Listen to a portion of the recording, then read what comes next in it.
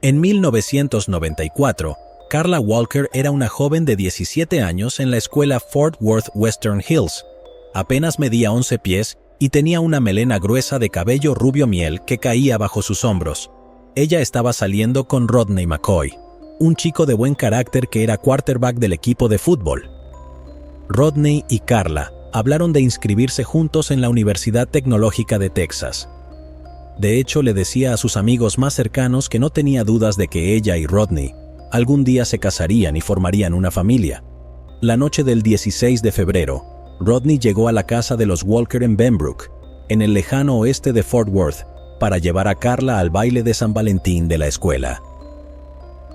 Alrededor de las 11:30 de la noche, Rodney invitó a otra pareja a navegar por Camp Bowie Boulevard y el círculo de tráfico de Benbrook con él y Karla. Pararon en un par de sitios para adolescentes, Mr. Quick Hamburgers y Taco Bell. Más tarde, después de dejar a los otros, Rodney y Karla condujeron a una bolera cercana, Brunswick Ridley Bowl, para que Karla pudiera usar el baño. Poco después de que Karla subiera al auto, la puerta del pasajero se abrió. Rodney vio a un hombre alto con pelo castaño corto. Este comenzó a golpear a Rodney en la cabeza con la culata de una pistola. En algún momento, el cargador del arma se desprendió y cayó al estacionamiento. El hombre agarró aprisionando a Karla. Rodney, apenas consciente, le oyó decir: «¿Vienes conmigo, verdad, cariño?» «Rodney, ve a buscar a mi padre», vociferó Karla. «Ve a buscar a mi padre». Rodney llegó al asiento del conductor alrededor de la 1 de la mañana. Aceleró a la casa de los Walker, que estaba a menos de 1 milla de distancia, y condujo sobre la acera hacia el césped delantero hasta que frenó. Los padres de Karla, Leighton y Doris, todavía estaban despiertos, jugando al dominó en el comedor con sus familiares.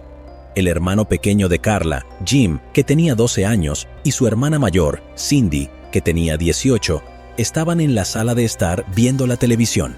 Oyeron a alguien golpeando la puerta principal y se quedaron atónitos al ver a Rodney goteando sangre por su cara. Él estaba muy desesperado. «Señor Walker, la tienen», gritó. «Van a hacerle mucho daño». Leighton, un teniente coronel retirado de la Fuerza Aérea, agarró su pistola y corrió a la bolera.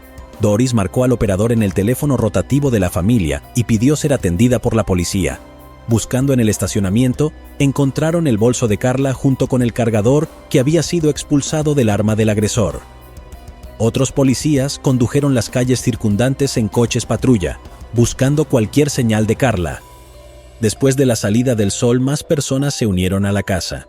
Mirando a través de binoculares, unos pocos rodearon la ciudad en helicópteros. Cuando las clases se reanudaron el lunes por la mañana, los detectives visitaron Western Hills High. Estudiaron las hojas de contacto de las fotos tomadas en el baile, en busca de cualquier persona que pareciera fuera de lugar. Hasta detuvieron a niños en los pasillos, preguntando si conocían a alguien que quisiera lastimar a Karla. Pero el 20 de febrero, 4 días después de la desaparición de la joven, 2 de los oficiales asignados para buscarla estaban conduciendo a lo largo de una carretera remota de 2 carriles cerca de Benbrook Lake, a unas 5 millas al suroeste de la bolera. Vieron una alcantarilla peculiar, en concreto, un túnel de hormigón construido para permitir que el agua fluyera por debajo de la carretera, por lo que se detuvieron para mirar dentro. Fue entonces cuando observaron a una joven acostada boca arriba, con la cara y el cuello cubiertos de arañazos y contusiones profundas. Se trataba de Karla. Parecía que había sido brutalmente estrangulada. Debido a que no había marcas de ligaduras alrededor de su cuello, los investigadores creían que el asesino la había estrangulado usando sus manos. Imagínense, la noticia del asesinato de Karla cubrió casi toda la portada del Star Telegram. Su funeral, que tuvo lugar en la Iglesia de Cristo de Western Hills, contó con la presencia de más de 1,250 dolientes, mucho más de lo que el pequeño santuario podía albergar. Los oficiales de Fort Worth formaron un grupo de detectives de los departamentos de policía del área, pero el grupo no tenía mucho que investigar.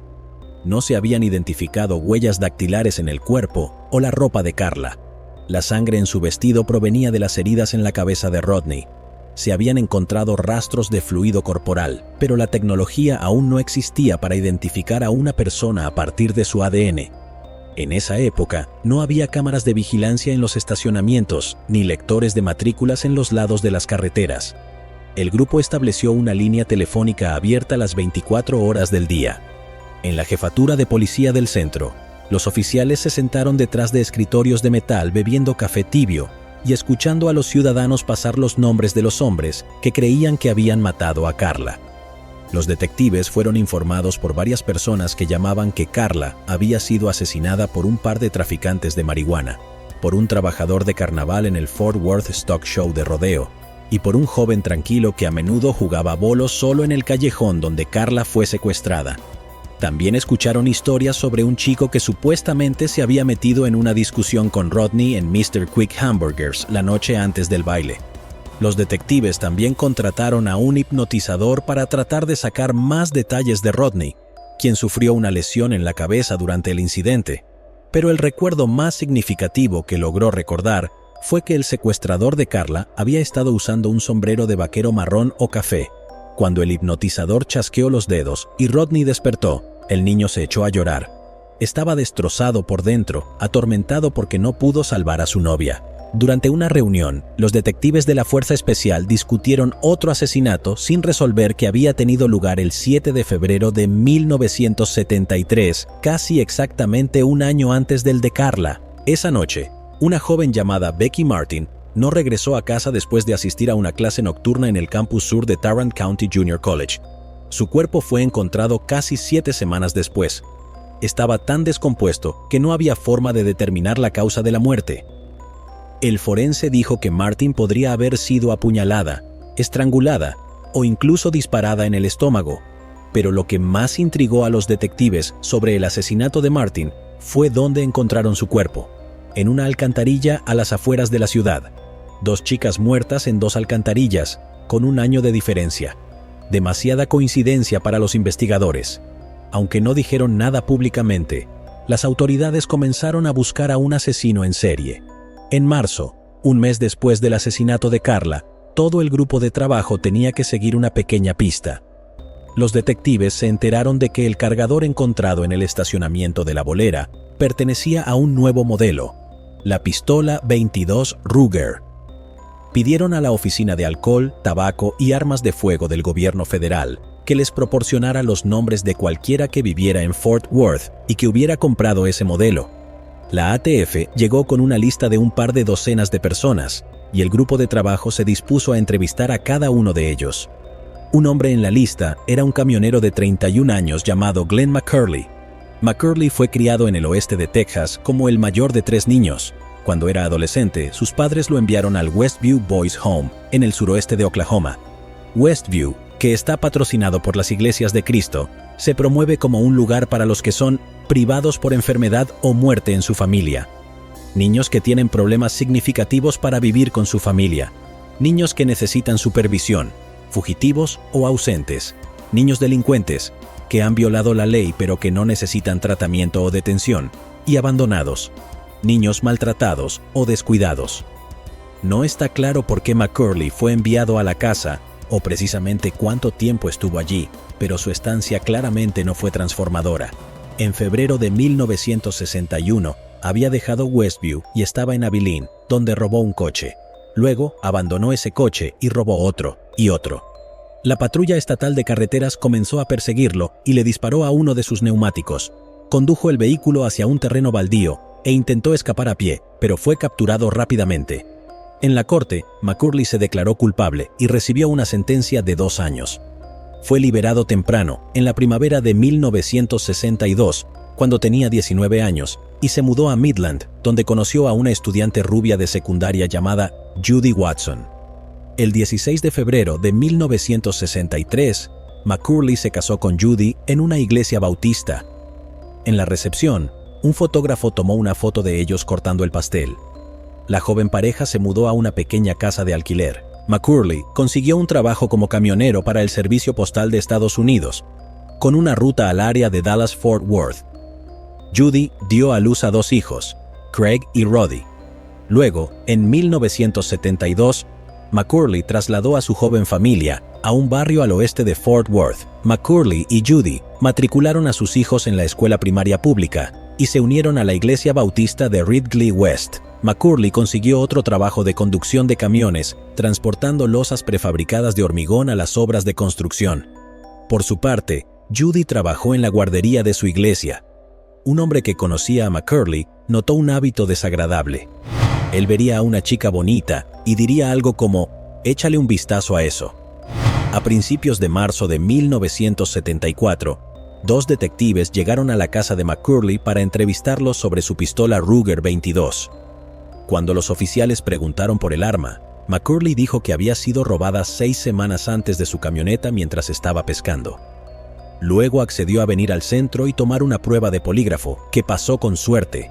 El grupo de trabajo lo eliminó rápidamente como sospechoso potencial. A finales de la primavera de 1974, los investigadores todavía tenían poco que mostrar por su trabajo. El grupo de trabajo no se disolvió oficialmente, pero muchos de los detectives recibieron órdenes de sus supervisores de regresar a sus otros casos. Durante esos años, desconocidos ocasionalmente llamaban a la casa de los Walker, muchos de ellos anónimamente, alegando que tenían información sobre el asesino de Karla. Layton habló con todos ellos, tomó notas y las guardó en una caja de metal del tamaño de una caja de cigarros. Además de eso, escribió nombres y direcciones de posibles sospechosos y dibujó círculos en los mapas donde le habían dicho que vivía el asesino. No iba a descansar hasta que supiera que el hombre responsable estaba entre rejas. Cuando el hermano menor de Karla cumplió 16 años y obtuvo su licencia de conducir, comenzó a pasar su tiempo libre ayudando a su padre a cazar al asesino. A veces, en el aniversario de la muerte de Karla, merodeaba por el estacionamiento del Brunswick Ridley Bowl, buscando a alguien sospechoso. Jim tomó clases de boxeo en el Panther Boys Club, se unió a los equipos de lucha libre y de fútbol de la escuela secundaria y solía correr por su vecindario. Quería estar listo en caso de que alguna vez me encontrara con el asesino, reconoció Jim. Mi plan era dominarlo y llevarlo a algún lugar lejano, tal vez a algún lugar en el oeste de Texas, donde nadie pudiera oírlo gritar. El 19 de febrero de 1977, casi 3 años después de que el cuerpo de Karla fuera encontrado, alguien se encontró con el cuerpo de June Ward, una enfermera vocacional de 25 años de edad, tendido al lado de una acera en el sur de Fort Worth. June estaba desnuda excepto por una correa de sostén alrededor de su cuello. Había sido brutalmente estrangulada y ferozmente golpeada en la cabeza. En concreto, con lo que un reportero describió como un objeto afilado y pesado. Los detectives que habían operado en el grupo de trabajo de Karla no pudieron ayudar, pero se dieron cuenta de las similitudes entre ambos crímenes. Luego, el 9 de julio de 1980, el cuerpo de una mujer de 19 años llamada Denise Howe, descrita en los periódicos como una vagabunda desempleada, fue encontrado a pocos metros del puente de un arroyo en el sureste de Fort Worth. Ella también había sido estrangulada sin piedad. 2 años y medio después, en febrero de 1983, el cuerpo de Christy Tower, una camarera en el famoso club nocturno de Billy Bob en Texas en el Stockyards, fue descubierto en un campo al norte de la ciudad. Sus manos fueron atadas con alambre eléctrico y otro alambre fue retorcido con maldad alrededor de su cuello. Al igual que los otros crímenes, el caso de Christy siguió siendo un misterio, aunque pocos días después de que su cuerpo fuera hallado, los detectives recibieron una curiosa noticia. Se enteraron de que el bolso de Tower había sido encontrado en un contenedor detrás de Cheers, un bar en Camp Bowie Boulevard. Cheers estaba a solo media milla del estacionamiento del Brunswick Ridley Bowl, el lugar donde Karla había sido secuestrada en febrero de 1974. Los residentes de la ciudad estaban cada vez más preocupados por la posibilidad de un asesino en serie, pero tales preocupaciones crecieron cuando Catherine Davis, una aspirante a modelo de 23 años, desapareció el 9 de septiembre de 1984. Su cuerpo fue encontrado en un campo en el extremo sur de Fort Worth. Aproximadamente un mes después, el 19 de octubre, Marilyn Hartman, una maestra de secundaria de 25 años, fue encontrada bestialmente amordazada y estrangulada en su dormitorio de Fort Worth. Apenas 3 días después de eso, Cindy Heller, una graduada de la Universidad Cristiana de Texas de 23 años y ex concursante del concurso de belleza, fue vista por última vez cerca de Hulen Mall. Más tarde fue encontrada cruelmente estrangulada en un cauce seco en el campus de la Universidad Cristiana de Texas. Las tragedias se fueron acumulando y acumulando. Por favor, amigos, estamos hablando de chicas muy jóvenes. El 26 de noviembre, Catherine Jackson, otra maestra de secundaria local, fue encontrada completamente desnuda en su bañera con el agua todavía corriendo. Ella había sido violentamente estrangulada con una cuerda. 2 semanas después del suceso, Angela Ewert, una modelo a tiempo parcial de 21 años y programadora para una estación de Rock FM, dejó la casa de su prometido en el suroeste de Fort Worth. Al día siguiente, su coche fue encontrado abandonado por una carretera en la parte sur de la ciudad, y sus restos descompuestos fueron descubiertos en un campo al norte de Fort Worth. Por si fuera poco, la noche del 22 de diciembre, pocos días antes de Navidad, Regina Grover, de 21 años de edad, fue vista con su novio saliendo del Keg, un restaurante en Camp Bowie. Fue encontrada al día siguiente, estrangulada y ahogada profundamente en un arroyo bajo un puente en el norte de Fort Worth. Su novio, que fue encontrado en su cama en su apartamento, fue apaleado fatalmente. Las mujeres de Fort Worth, especialmente las que vivían en la parte suroeste de la ciudad, estaban en completo pánico. Los medios locales informaron sobre las ventas de armas y gas. Cuando el Departamento de Policía ofreció un seminario gratuito sobre autodefensa, asistieron más de 3,000 mujeres. El Departamento de Policía formó otro grupo de trabajo. «Vamos a romper esto», prometió el jefe de policía H.F. Hopkins. Los detectives interrogaron a todos los sospechosos, desde ex convictos con largas hojas de antecedentes hasta un fotógrafo independiente. La investigación, sin embargo, fue infructuosa. La única noticia bienvenida fue una tregua en los asesinatos. El asesino, si era un asesino, parecía haberse retirado. El 24 de febrero de 1986, un transeúnte se encontró con el cuerpo desnudo de una mujer, parcialmente envuelto en una manta, tendido en una ladera cerca de un parque en el centro de Fort Worth. Por supuesto, ella había sido violentamente estrangulada, pero la policía no pudo identificarla por los medios habituales, huellas dactilares o registros dentales. Tampoco recibieron ningún informe sobre una mujer desaparecida que pudiera haber proporcionado una pista. Pasó otro año, y luego otro, y esta vez realmente parecía como si el asesino se hubiera retirado para siempre, pero el hermano menor de Karla Walker, Jim Walker, no se había rendido. Después de graduarse de Western Hills High, Jim había asistido a la Universidad Estatal de Sam Houston, donde leyó libros sobre asesinos en serie y tomó cursos de psicología anormal para que pudiera entender mejor lo que describió como la mente criminal. Después de graduarse de la universidad, se mudó de nuevo a Fort Worth y solicitó convertirse en oficial del Departamento de Policía de la ciudad. Su plan era ascender a detective para poner sus manos en los archivos de Karla y encontrar de una vez por todas a su asesino. Durante una sesión de entrenamiento en el campo de tiro de la academia, Jim notó algo malo con su vista. Posteriormente, un médico le diagnosticó una afección ocular congénita. Obligado a abandonar la academia, se fue a trabajar en seguridad en una oficina local del contratista de defensa General Dynamics. No obstante, siguió buscando sin descanso al asesino de Karla. Después de que su padre muriera sin saber la verdad de un ataque al corazón, Jim escarbó a través de las notas en la caja de metal de Layton en busca de nuevas pistas para perseguir. Después de que su madre muriera de Alzheimer en 2015 y sin tampoco conocer la verdad, Jim compró la casa de sus padres y se mudó a ella con su esposa. Quería estar allí en caso de que alguien tuviera conciencia a las 3 de la mañana y apareciera para confesar, dijo. En enero de 2019, los detectives Leah Wagner y el oficial Jeff Bennett decidieron volver a abrir el caso de Karla. Después de que Jim hiciera una solicitud entre ellos, volvieron a interrogar al entonces novio de Karla, Rodney McCoy, que se había mudado a Alaska tan pronto como se graduó de la escuela secundaria, para trabajar en una plataforma petrolera, diciéndole a su familia que necesitaba alejarse lo más posible de Fort Worth. Regresó a Texas y vivía cerca de Austin cuando Wagner y Bennett lo alcanzaron. Para tratar de localizar nuevos testigos, los investigadores publicaron un mensaje en la página de Facebook del Departamento de Policía. Recibieron un par de docenas de respuestas, incluyendo una de una mujer que afirmó que su exmarido había crecido en el mismo barrio que Karla y había guardado un alijo de artículos de prensa sobre su caso que ocasionalmente releía. Una señal probable, dijo la exesposa, de que era responsable.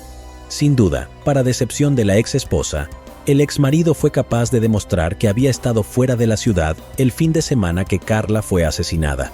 Lo que los detectives necesitaban era evidencia física, y la mejor evidencia física que podían esperar encontrar, por supuesto, era el ADN del asesino.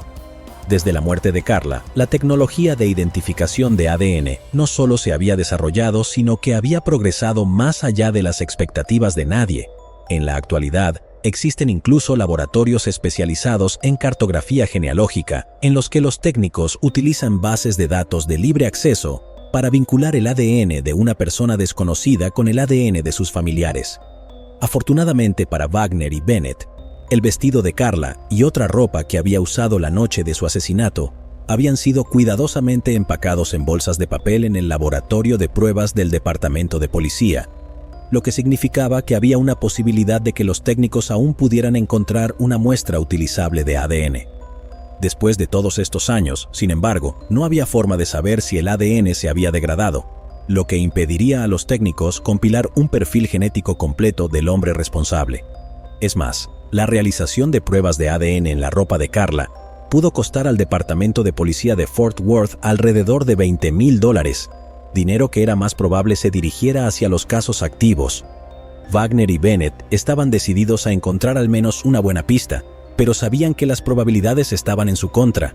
Luego, su investigación tomó un giro impredecible. Vincent Strange era un técnico aeroespacial de Fort Worth de 40 años y aficionado a true crime. En 2017, quiso crear un podcast sobre asesinatos sin resolver en Texas. Su primera historia iba a ser sobre Karla Walker, cuyo asesinato había leído mientras husmeaba en Internet. Entrevistó a Jim y Cindy y a un par de amigos de Karla. Una persona que lo escuchó fue Diane Kuykendall. Diane había ido a la escuela secundaria con Karla. No se conocían en absoluto, pero Karla siempre le sonreía en el pasillo, dijo Diane. Le hacía sentir bien, y eso la hizo desear que hubiera alguna manera de que pudiera pagárselo a Karla. Kuykendall decidió volar entonces a Nashville para asistir a CrimeCon, una convención anual de 3 días sobre crímenes verdaderos que recientemente atrajo a unos 5,000 fanáticos. Trajo consigo 80 copias de un panfleto que había escrito sobre el caso de Karla, repartiendo los folletos a personas como Keith Morrison, de Dateline, Nancy Grace, de Fox News, y Paul Holes, un investigador jubilado que trabaja para Oxygen Network. Paul Holes estaba intrigado y convenció a Oxygen de pagar $18,000 para cubrir el costo de las pruebas de ADN en la ropa de Karla. En un laboratorio en California, los técnicos encontraron algunos fluidos corporales intactos y sin contaminar. A partir de ese fluido, fueron capaces de desarrollar un perfil de ADN completo, que subieron al CODIS, una base de datos nacional de aplicación de la ley que contiene el ADN de millones de delincuentes. El CODIS, sin embargo, no pudo encontrar una coincidencia. Holes y sus productores contactaron a un laboratorio de Texas que también hace mapeo genealógico, pero los técnicos tampoco tuvieron suerte. David Mittelman, CEO de Oathram, luego se puso en contacto con Paul Agujeros. Él dijo que se sentía optimista, ya que su método particular de la identificación de DNA era una tecnología sofisticada que utiliza la secuencia del genoma, podría encontrar una coincidencia. La mañana del 4 de julio de 2020, David Mittelman llamó al oficial Bennett. «Hemos conectado el ADN a un árbol genealógico en particular», dijo. «El apellido es McCurley».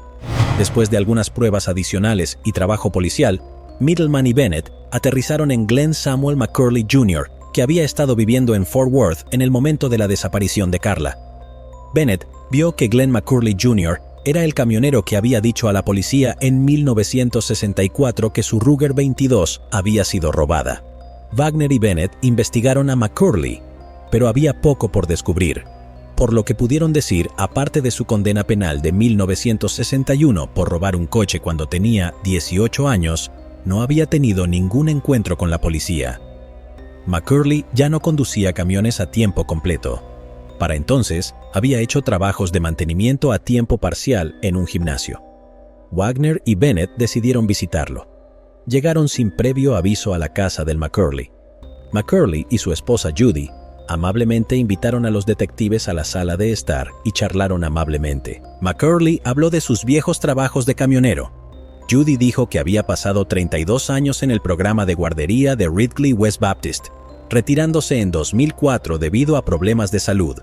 También mencionó que su marido sufría de diabetes y que recientemente había tenido una cirugía para extirpar un tumor del tamaño de un cuarto en su hígado. «No estamos listos para esto», dijo Judy sobre su cáncer. McCurley preguntó a los detectives, su voz ronca. ¿De qué quieren hablar? Vamos a llevarte de regreso, dijo Wagner. En 1974, todos vivían aquí en ese momento, así que puede que hayan oído hablar de ello. Había una joven secuestrada de una bolera. Sé exactamente de quién me estás hablando, dijo Judy inmediatamente. Karla Walker. Judy luego le dijo a los detectives que podía recordar dónde vivía la familia Walker en Williams Road. Mantuvieron su habitación de la misma manera que era, dijo. Mantuvieron su coche estacionado en la entrada durante años y años. Pasabas por ahí y veías ese coche aparcado en la entrada. Era absolutamente desgarrador. El detective Wagner dijo que ella y Bennett habían reabierto la investigación del asesinato y estaban contactando a los que habían sido entrevistados por la policía en 1974. Es un caso enorme, dijo. Y vimos en un momento que hablaron contigo, señor McCurley. Wagner le preguntó a McCurley si podía tomar una muestra de ADN. Sería la forma más fácil de eliminarlo como sospechoso, explicó. McCurley dudó. Luego tomó una pluma, firmó un formulario de consentimiento y abrió la boca para que Wagner pudiera frotar el interior de su mejilla con un hisopo. Mirando, Judy dijo a los detectives, «Espero que averigües quién mató a Karla. Esa chica necesita ser recordada como alguien que importaba». 11 días después de que los técnicos de laboratorio verificaran que el ADN de la mejilla de McCurley coincidía perfectamente con el ADN encontrado en la correa del sujetador de Karla, los miembros de la Fuerza de Tarea de Fugitivos del Norte de Texas de los Marshalls de Estados Unidos llegaron a su casa para arrestarlo. Fue conducido al centro de la ciudad hasta el departamento de policía, donde renunció a su derecho a tener un abogado presente durante el interrogatorio. Durante varios minutos se sentó solo en una sala de entrevistas. Al principio, negó cualquier implicación. Afirmó que nunca había visto a Karla Walker antes. Dijo con lágrimas hinchadas en los ojos, «Bien, lo hice, supongo». Le dijo a los detectives que en la tarde del 16 de febrero de 1974 había bebido whisky y cerveza durante varias horas. Él dijo que él comenzó a conducir alrededor y estacionado en algunos estacionamientos. En un punto, él condujo a Brunswick Ridley Bowl. Parecía como si McCurley estuviera a punto de confesar. En cambio, le dijo a los detectives que había oído a una chica gritando en un coche cercano. «Fui allí para ver si podía ayudar. Este tipo grande la tenía arriba y contra la puerta, McCurley dijo que abrió la puerta del pasajero. Se metió en una pelea con el chico. Lo empujó para alejarlo de Karla, la llevó de vuelta a su auto y luego la llevó a otro estacionamiento. Empezó a abrazarme, a agradecerme, y una cosa llevó a la otra», dijo McCurley. «Tuve sexo con ella», afirmó que luego la dejó salir del coche. «No recuerdo mucho de ahí en adelante». Después de hablar con sus abogados nombrados por la corte, McCurley se declaró inocente. Sus abogados argumentaron en sus presentaciones judiciales que la prueba de ADN del laboratorio Othram era defectuosa y que Wagner y Bennett habían coaccionado a McCurley para que diese una confesión falsa. Los abogados también retrataron a McCurley como débil. «Este hombre no representa una amenaza para nadie, por lo que puedo decir, ha llevado una vida sin incidentes». 9 meses más tarde, el 16 de junio de 2021, se abrió al público la primera audiencia previa al juicio. Tuvo lugar con un mono verde de la cárcel. McCurley fue empujado a la sala del tribunal en una silla de ruedas. Cuando el juicio se puso en marcha, unos meses después, el novio de Karla, Rodney, testificó sobre la noche en que desapareció. El detective de homicidios retirado Jim Minter subió al estrado para hablar sobre la investigación original del caso de Karla, y Wagner y Bennett testificaron sobre su propio trabajo policial. Los fiscales Davignon y Emily Dixon expusieron el vestido azul que Karla llevaba la noche en que fue secuestrada y lo presentaron al jurado. También tocaron 3 horas de la entrevista grabada que Wagner y Bennett habían realizado con McCurley después de su arresto, y luego los fiscales revelaron una prueba sorpresa, la pistola 22 Ruger de McCurley, que según él había sido robada. La policía la descubrió durante un registro en su casa, escondida en un compartimiento sobre una puerta. El caso, por supuesto, estaba abierto y cerrado. En el tercer día del juicio, McCurley cambió su declaración de culpabilidad, y el juez rápidamente lo condenó a cadena perpetua. Después del juicio, todavía había muchas preguntas. ¿Por qué Glenn McCurley? un hombre sin antecedentes penales violentos habría cometido un asesinato tan sádico? ¿Fue un acto impulsivo por estar borracho? ¿O McCurley era un asesino en serie depravado que también era responsable de los asesinatos de otras mujeres jóvenes de Fort Worth? Y si era un asesino en serie, ¿por qué se detuvo repentinamente a mediados de los 80? ¿Tuvo un genuino cambio de opinión? Llegados aquí, ¿acaso no has visto este otro crimen? Yo no me lo perdería, ¿eh?